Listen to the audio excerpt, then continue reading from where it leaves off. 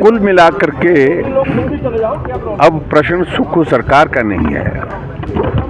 पहला बजट जिसमें झूठ के सिवाय कुछ भी साबित नहीं हुआ, 1 साल का कार्यकाल बीतने के बावजूद पहले बजट की तमाम घोषणाएं अभी योजना का रूप ही नहीं ले पाई, जमीन पर अभी तक आ ही नहीं पाई।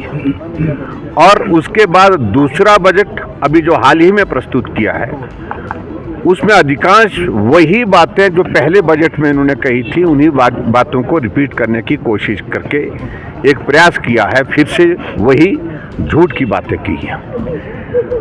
हम आज इस प्रदर्शन के माध्यम से यही कह रहे हैं कि आपने चुनाव में आने से पहले झूठ बोला, झूठी गारंटियां दी, और वो साबित हो गया कि 14 महीने बीतने के बावजूद भी उसमें आप एक भी गारंटी को पूरा करने की परिस्थिति में नहीं।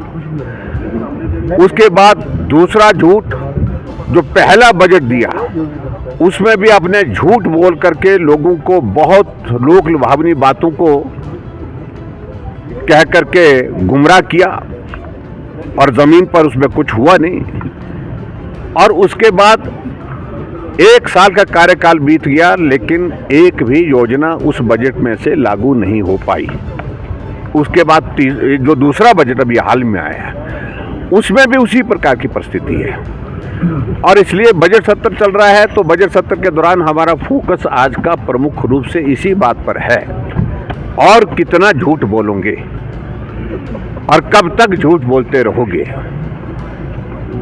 आज तक इस विधानसभा के अंदर किसी भी मुख्यमंत्री ने इतने झूठे आश्वासन नहीं दी, इतने झूठे वादे नहीं किए जिस प्रकार से वर्तमान सरकार के मुख्यमंत्री जी कर रहे हैं। और इसलिए हम आज विशेष तौर से अपने इस विधायक दल की ओर से, भारतीय जनता पार्टी विधायक दल की ओर से सभी प्रदेशवासियों का ध्यान आकर्षित करना चाह रहे हैं। एक तो हिमाचल प्रदेश में जो लूट की छूट पिछले 1 साल से मिली है, भ्रष्टाचार ने सारी सीमाएं लांघ दी है, और विशेष तौर से जो करीबी लोग हैं, चाहे वो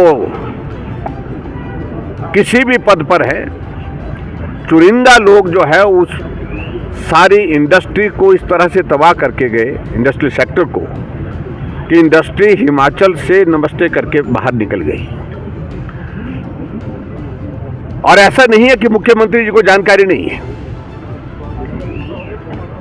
सारी जानकारी होने के बावजूद ऐसी कौन सी व्यवस्था है, ऐसी कौन सी ऐसी परिस्थिति है जिस पर मुख्यमंत्री जी कार्रवाई करने की परिस्थिति नहीं, उनकी हालत नहीं बन पा रही है।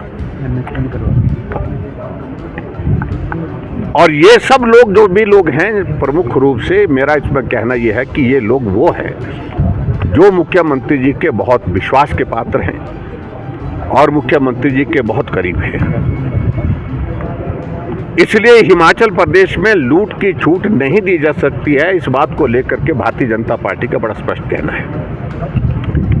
और दूसरी जो बजट की बातें हैं, बजट से संबंधित मैं पहले भी बात को स्पष्ट कर चुका हूं कि हिमाचल प्रदेश में जो बातें की थी, बहुत बड़ा उनने शोर डाला था पिछली बार अखबार में। मुझे अच्छी तरह से, मैं अभी भी उन अखबारों को एक दिन देख रहा था कि उस बजट के बारे में बहुत सारी चीज़ों को लिखा गया कि ग्रीन बजट का कॉन्सेप्ट, ऐसा बजट जो है हिमाचल में आज से पहले विजनरी डॉक्यूमेंट, विजनरी बजट जो है कभी भी प्रस्तुत नहीं हो पाया जो सुखविंदर सिंह सुक्खू ने किया। और ग्रीन हिमाचल का कॉन्सेप्ट ऐसा नहीं है कि उसके जो है वो सूत्रधार सिर्फ एक ही आदमी के अंदर वो विजन था। हमारे देश के यशस्वी प्रधानमंत्री नरेंद्र मोदी जी ने ग्रीन एनर्जी के सिलसिले में एक नहीं 20 इनिशिएटिव लिए हैं, और उन्हीं इनिशिएटिव को हिमाचल प्रदेश के बजट में शामिल करके सुक्खू जी उसकी वाहवाही लेने की कोशिश कर रहे थे।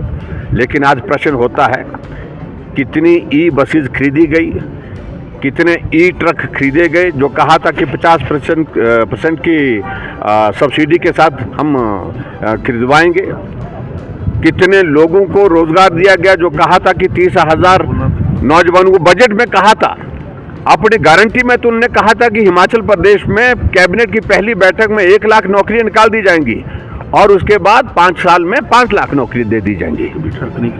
और उसके बाद आगे बढ़ करके बजट में ये पहले बजट में कहा कि 30,000 नौकरियां दे दी जाएंगी।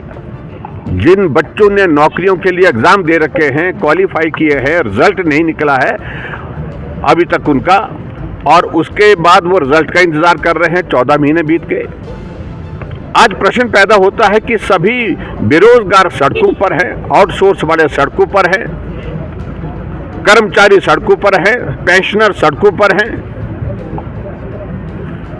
और ऐसी सारी बातों को लेकर के मैं यही कहना चाहूंगा कि हिमाचल प्रदेश में जो झूठे वादे किए गए थे, जो पिछली बार जो बजट प्रस्तुत किया गया था उसमें से एक भी चीज कहा कि हम 6 ग्रीन कॉरिडोर हम शुरू करने वाले हैं, तो एक भी कॉरिडोर शुरू हुआ क्या? एक भी ई ट्रक जो है खरीदा गया क्या? एक भी ई बस किसी ने खरीदी है क्या?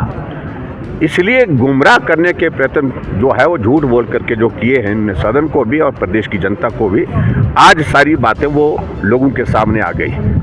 और हम इन बातों को लेकर के आज बड़ा साफ कह रहे हैं कि गारंटियों के मामले तो ज्यों के त्यों हैं। हिमाचल प्रदेश में चाहे वो 1500 रुपये की गारंटी महिलाओं के लिए की गई है, कुछ नहीं उसमें हुआ। गोबर की गारंटी दी, उसका कुछ नहीं हुआ। 300 यूनिट बिजली फ्री देने की गारंटी दी, उसमें कुछ नहीं हुआ।